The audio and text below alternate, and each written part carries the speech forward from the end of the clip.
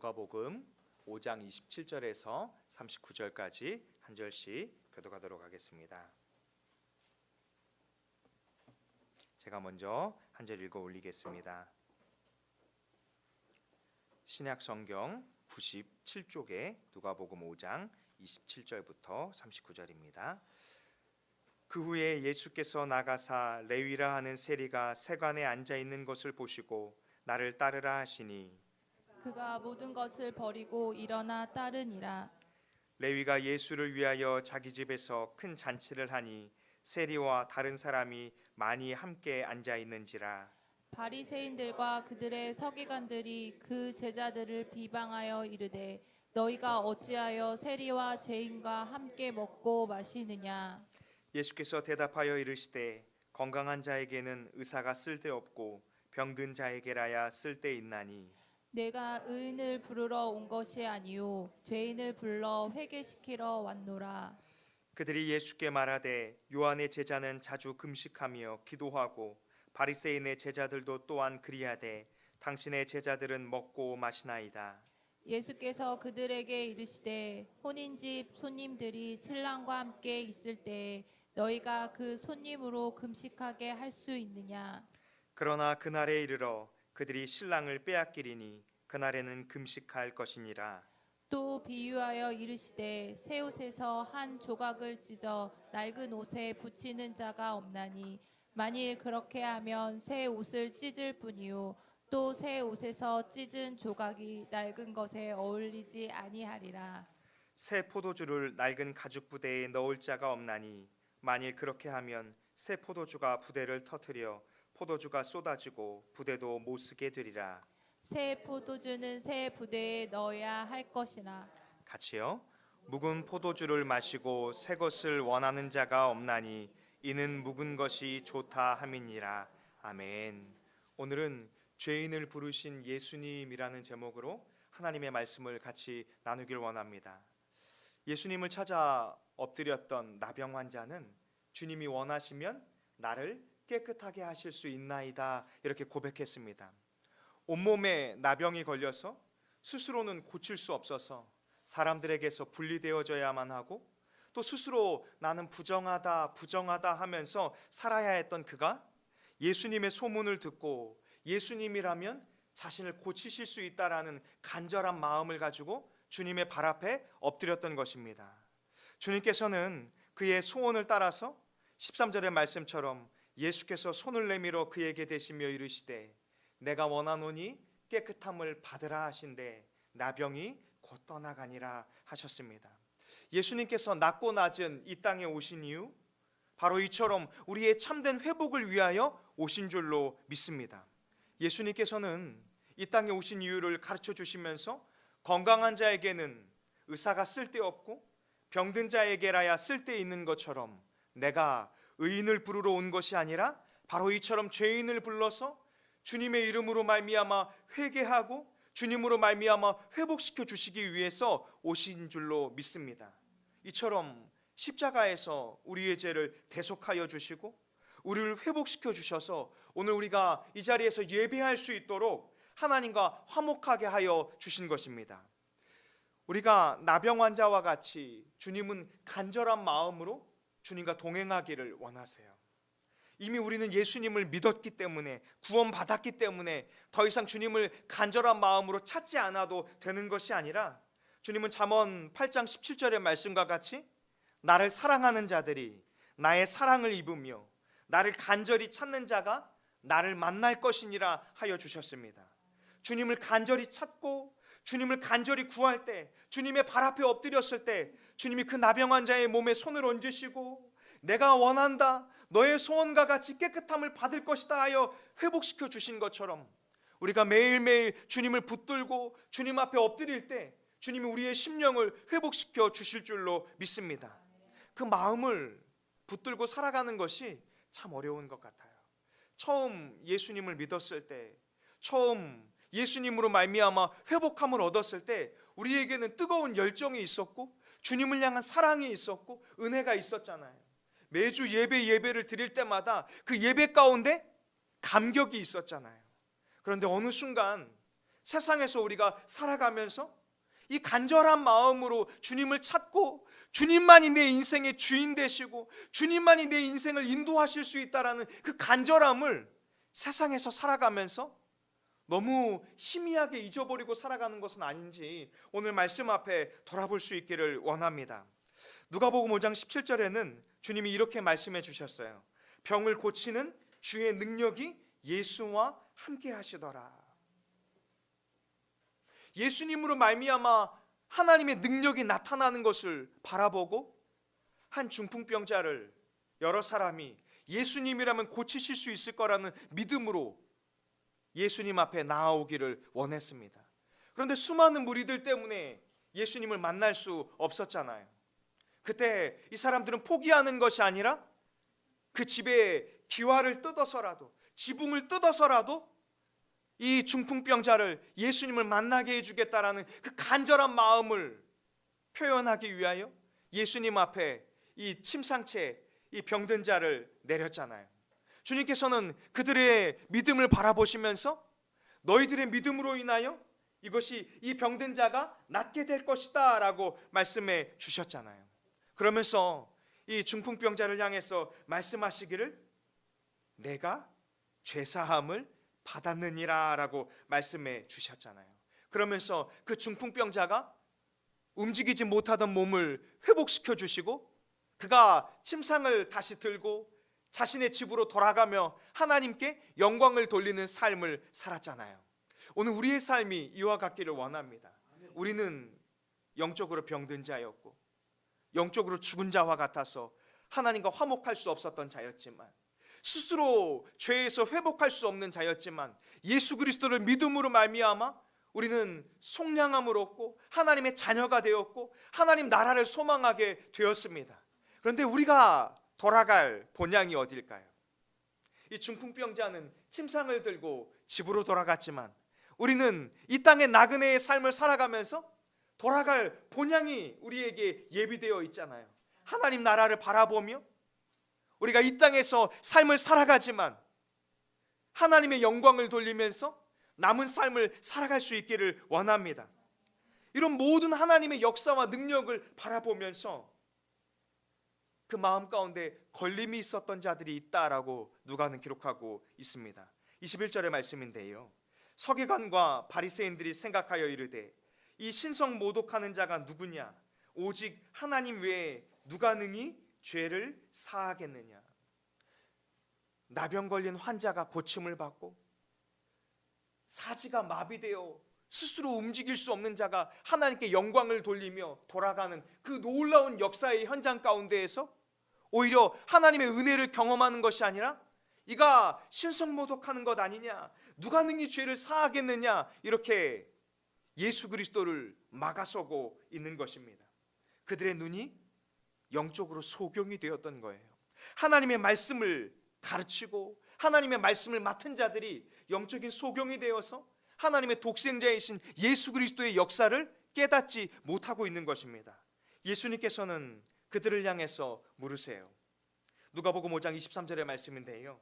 내 죄 사함을 받았느니라 하는 말과 일어나 걸어가라 하는 말이 어느 것이 쉽겠느냐? 그러나 인자가 땅에서 죄를 사하는 권세가 있는 줄을 너희로 알게 하리라. 예수님께서 내 죄 사함을 받았느니라 라고 선포하신 이유, 바로 이 땅에 우리의 죄를 사하기 위해서 오신 것임을 보여주기 위함인 줄로 믿습니다. 그리고 우리가 예수 그리스도만이 나의 죄를 속량할 수 있다, 예수 그리스도만이 나에게 영생을 주실 수 있다, 예수 그리스도만이 나를 구원하실 수 있다라는 믿음을 갖기를 원하신 줄로 믿습니다. 오늘 예수님께서는 레위를 부르시는 사건을 통하여서 죄인을 부르러 오셨다라고 우리에게 가르쳐주고 계세요. 27절의 말씀 가운데에는 예수님께서 나가서 길을 가시는데 레위라 하는 세리가 세간에 앉아 있는 것을 보셨어요. 그리고 예수님께서 그 레위에게 말씀하시기를 나를 따르라 라고 불러주셨습니다. 사람들은 세리와 죄인들에 대해서 안 좋게 생각했어요. 그래서 왜 세리를 부르시는가, 왜 죄인들과 예수님이 어울리시는가, 그렇게 예수님의 사역을 이해하지 못하였습니다. 오히려 세리는 로마의 권력을 등에 업고 백성들을 학대하고 백성들에게 세금을 과다하게 부여해서 자신의 배를 불리는 자들이 아닌가, 죄인이 아닌가 이렇게 생각했던 것입니다.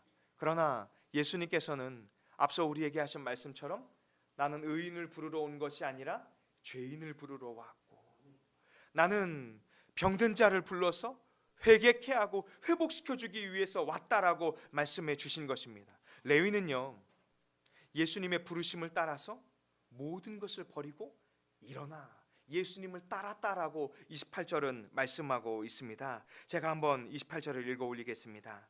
그가 모든 것을 버리고 일어나 따르니라. 세간에 앉아있기만 하면 많은 돈을 벌 수 있는 그 자리를 버린다는 것은 참 쉽지 않았을 것입니다. 예수님을 만나기 전 레위의 삶 가운데에는 유대인의 신앙을 버려둘 만큼, 사람들에게 비난을 받는 것을 각오하기만큼 이 세간이라는 자리에 앉기를 원했던 자였습니다. 그곳에서 자신이 이 땅에 살아가면서 가장 중요하게 여겼던 돈에 대해서, 많은 부를 누리는 것에 대해서 소망하며 살아갔던 그 한 사람의 이름이 바로 세리였습니다. 그리고 레위였어요. 그런데 그가 세리의 직을 내려놓기까지 더 가치 있는 것을 발견했던 것입니다. 세리로 살아가면서 누릴 수 있는 모든 것을 버리기가 아깝지 않을 만큼 더 가치 있는 것을 레위가 발견했던 것입니다. 바로 그것이 무엇이겠습니까? 예수 그리스도. 오늘 우리에게 삶을 살아가면서 더 가치 있는 것은 무엇일까요? 사람들에게 인정받는 것, 많은 부를 누리는 것, 내 인생의 안정을 누리는 것, 나의 삶의 미래가 든든히 서는 것, 그것보다 더 중요한 것은 바로 예수 그리스도이신 줄로 믿습니다. 마태복음 10장 1절의 말씀인데요, 12사도의 이름은 이러하니 베드로라 하는 시몬을 비롯하여 그의 형제 안드레와 세베대의 아들 야고보와 그의 형제 요한과 빌립과 바돌로메, 도마와 세리 마태, 이렇게 기록되어 있죠. 여러분, 12사도의 이름들이 2절부터 3절에 이르기까지 기록되어 있는데 유독 한 사람의 이름 앞에만 직업이 기록되어 있어요. 그가 누굴까요? 세리 마태. 오늘 우리 누가복음 5장에서 예수님의 부르심을 따라서 그 세간의 자리에서 일어나서 자신의 모든 것을 버리고 예수님을 따랐던 그 세리 레위가 바로 여기 마태복음의 마태잖아요. 왜 마태는 의도적으로 마태복음을 기록하면서 자신의 직업을 앞서 기록해 두었을까요? 자신은 세리와 같이 돈이 주인이 된 인생이었지만 예수님의 부르심을 따라서 이제는 예수 그리스도가 주인이 되어 바로 이 예수님의 제자된 삶, 또 예수님의 복음을 증거하는 삶을 살게 되는 은혜를 누렸다라고 고백하고 있는 것입니다. 사도 바울도 디모데를 향해서 디모데전서 1장 15절에 이런 고백을 했잖아요. 미쁘다 모든 사람이 받을 만한 이 말이요, 그리스도 예수께서 죄인을 구원하시려고 세상에 임하셨다 하였도다. 죄인 중에 내가 괴수니라. 바울의 이 고백이 스스로가 예수 그리스도 안에 있는 안정감이나 불신앙적인 고백이 아니라, 나는 죄인 중에 괴수와 같은 자였지만 주님의 크신 은혜로 말미암아 회복함을 얻고 그 부르심을 따라 살게 되었다라고 고백하는 그 주님의 신앙 고백이 담겨져 있는 줄로 믿습니다. 디모데전서 1장 14절에 바울은 이렇게 고백해요. 우리 주의 은혜가 그리스도 예수 안에 있는 믿음과 사랑과 함께 넘치도록 자신에게 풍성하였다는 거예요. 주님의 은혜와 사랑이 풍성하였기 때문에 비록 회방자였고 복음의 비방자였던 자신이, 죄인 중에 괴수와 같았던 자신이 예수 그리스도와 십자가와 함께 죽고 또 십자가와 함께 살게 되었음을 고백하면서 오늘 그리스도의 부르심을 따라 살게 되었다라고 고백하고 있는 것입니다. 오늘 우리가 이 자리에서 예배할 수 있게 된 것도 바로 이와 같이 예수 그리스도의 부르심을 따라 된 줄로 믿습니다. 예수님의 부르심을 따라 믿음으로 살게 된 줄로 믿습니다. 세상의 것에 가치를 두고 돈보다 더 마음을 품고 살아가는 것이 아니라 오히려 주님께 마음을 두고 주님을 따를 수 있는 것, 더 이상 주님이 부끄럽지 않고 나를 구원하신 그 주님의 은혜와 사랑을 고백하며 살아가는 것, 그것이 바로 은혜를 따라 살아가는 삶입니다. 레위는 자신을 주님의 제자로 불러주신 그 예수님을 위해서 그런 고백을 하고 있는 것입니다. 또 29절의 말씀인데요, 레위가 예수님을 위하여 자기 집에서 큰 잔치를 하였다라고 고백하고 있어요. 여러분, 레위가 자기 집에서, 그것도 예수님을 위하여 큰 잔치를 벌인다는 것, 레위에게는 두 가지 각오가 있었을 것입니다. 큰 잔치를 벌여서 재물을 그 잔치에 써야 했을 것이고요, 무엇보다 예수님을 위하여 이 잔치를 벌였다는 것은 이제 레위가 나는 예수님을 믿는 사람입니다, 나는 이제 예수님을 나의 구주로 고백하는 사람입니다라는 이 고백이 담겨져 있는 것이죠. 또 하나, 이 잔치를 통해서 이곳에 누가 예수님을 만나게 될까요? 29절의 말씀에는요, 세리와 다른 많은 사람이 함께 앉아 있었다라고 말하고 있어요. 레위가 예수님을 위하여 잔치할 때 그곳에 죄인들이, 잃어버린 영혼들이 주님을 만나게 되는 역사가 이루어지게 하기 위해서 레위가 이 잔치를 벌이고 있는 거예요. 레위는 예수님을 위해서 어떤 삶을 살아가야 하는지를 바라보게 되었던 것입니다. 이처럼 예수님을 위한 삶을 살게 되는 것, 로마의 권력자들과 또 수많은 사람들의 눈치를 보지 않고 공개적으로 나는 예수가, 그리스도가 나의 구주입니다라고 고백하며 사는 삶을 살게 되는 것, 그것이 바로 부르심을 따라 살아가는 삶입니다. 그런데 그곳에는 또 한 번 부정적인 일들이 일어나고 있어요. 30절의 말씀인데요, 바리새인과 그들의 서기관들이 그 제자들을 비방하여 이르되 너희가 어찌하여 세리와 죄인과 함께 먹고 마시느냐. 예수님을 위한 잔치가 벌어지고 있는데, 예수님을 위한 그 잃어버린 영혼들이 주님 앞에 돌아오게 하기 위한 간절한 마음이 담겨져 있는 잔치인데, 오늘 그것을 바라보는 바리새인과 서기관들의 시선은 무엇입니까? 지금 너희가 죄인들과 먹고 마시는 것 아니냐, 이렇게 생각하고 있는 것입니다. 주님이 이들을 향해서 무엇이라 말씀하십니까? 나는 이와 같은 죄인들을 불러 회개시키러 왔느니라 라고 32절에 말씀해 주시는 것입니다. 진정 주님 앞에 회개해야 하고 주님 앞에 돌이켜야 하는 자들이 누구일까요? 바리새인들과 서기관들과 같이 하나님의 역사를 바라보지 못하는 자들, 하나님의 말씀을 가지고 있는데 하나님의 말씀대로 살아가지 못하고 있는 자들, 저는 그 영적인 소경들이 어쩌면 우리가 될 수 있다라는 두려움 가운데 살아야 한다고 생각합니다. 우리가 은혜는 받았지만, 사랑은 얻었지만 깨어있지 않는다면, 주님의 마음을 헤아리지 않는다면 어느 순간 우리의 마음도 바리새인처럼 서기관처럼 굳어질 수 있잖아요. 주님은 이 두의 삶을 비교하면서 진정 죄인은, 진정 부르심을 따라 살아가는 자들은 바로 세리와 같이 주님 앞에 모든 것을 내려놓고 주님을 따라 일어나 삶의 자리에서 주님과 동행하는 삶인 줄로 믿습니다. 외형적으로 나타나는 종교심이 아니라 바로 예수 그리스도를 따라야 한다라고 오늘 말씀은 우리에게 가르쳐주고 있는 것입니다. 바리새인들과 서기관들은 죄인들과 함께하는 예수님을 이해하지 못할 뿐만이 아니라 또 33절에 이렇게 말하고 있습니다. 예수께 말하되 요한의 제자는 자주 금식하며 기도하고 바리새인의 제자들도 또한 그리하되 당신의 제자들은 먹고 마시나이다. 어찌하여 금식하지 않습니까? 어찌하여 기도하지 않습니까? 어찌하여 종교적인 열심을 내지 않습니까? 라고 예수님께 묻고 있는 것입니다.